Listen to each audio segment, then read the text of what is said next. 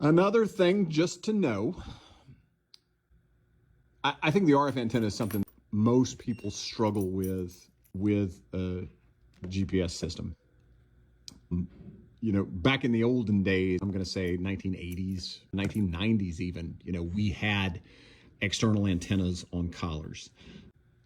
In the late 90s, that went away. And then, you know, we had several years there where we just did not have external antennas. And then in the early 2000s, mid 2000s, 2007, I guess, when Garmin introduced the DC 20s, that was when we ended up with an external collar antenna again. And a lot of folks have a hard time with that.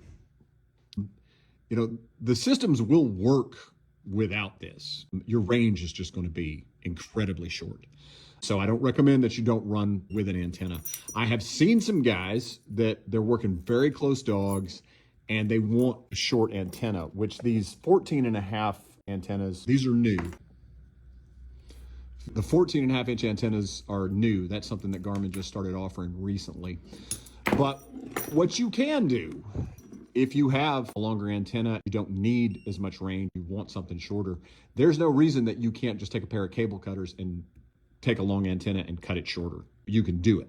The biggest thing to understand is that it's going to affect your range. And you may want to experiment with that. You may not want to cut it super short and then find out that it's too short.